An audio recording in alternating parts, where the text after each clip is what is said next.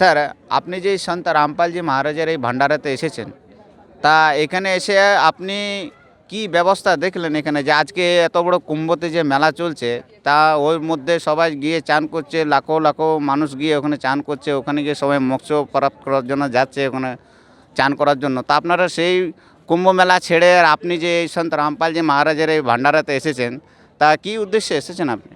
প্রথম উদ্দেশ্য হচ্ছে সন্ত রামপাল মহারাজি আমার গুরু। আর যে তত্ত্বদর্শী সন্ত গীতোধ্যায় 4:34 বলা আছে যে হে অর্জুন, তুমি সেই তত্ত্বদর্শী সন্তের কাছে গিয়ে অকপটে দণ্ডবত প্রণাম করো, করলে সে তোমাকে সেই শাশ্বতধাম যাবার রাস্তা দেখাবে, যেখানে যাবার পরে সাধক কোনো দিন ফিরে আসে না। ইনি হচ্ছেন সেই তত্ত্বদর্শী সন্ত যাকে পাওয়ার জন্য সারা পৃথিবী অপেক্ষা করছে, কিন্তু তারা চিনতেও পারছে না, বুঝতেও পারছে না। এটা আমাদের দুর্ভাগ্য।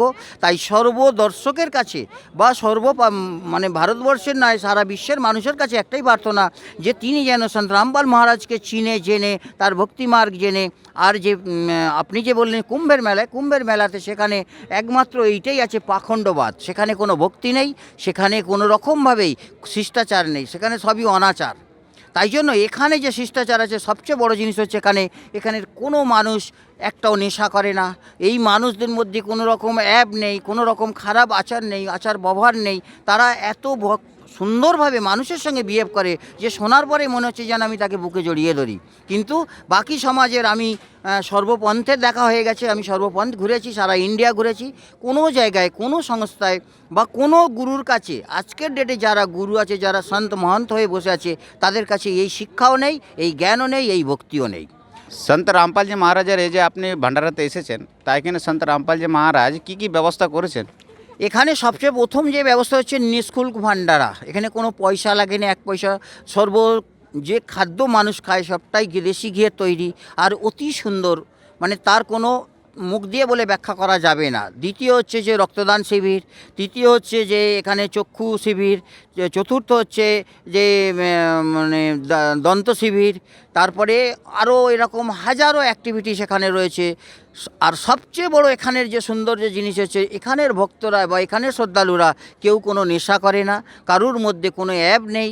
আর কোনো ভক্তদের মাঝখান থেকে মুখ থেকে একটা খারাপ কথাও কেউ শুনতে পাবে না যে তিনি যে মানুষ কি দেবতা, এটাই বলা মুশকিল।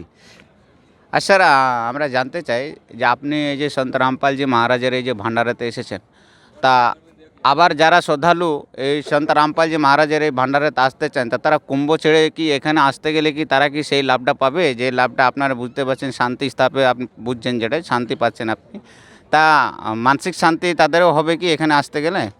সবচেয়ে বড় জিনিস হচ্ছে এখানে যে আসবে, যে ভক্তই আসুক, সে বিমারি আসুক বা সে কোনো পরেশানির মধ্যে থাক, সে আধ্যাত্মিক, শারীরিক, মানসিক যে কোনো পরেশানি, পরেশানির সমাধানের রাস্তা এখানে আছে। কারণ এখানে যে ভক্তি মার্গ সেটা হচ্ছে সম্পূর্ণ গীতা বেদ আধারে।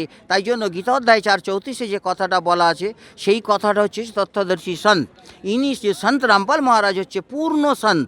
সেই পূর্ণ সন্তের শরণে যেই আসুক, সে খোঁড়া, ল্যাংড়া, অন্ধ বা সে যেই হোক, যত পাপী আত্মা আসুক, কিন্তু এখানে এলে তার মুক্তি অনিবার্য।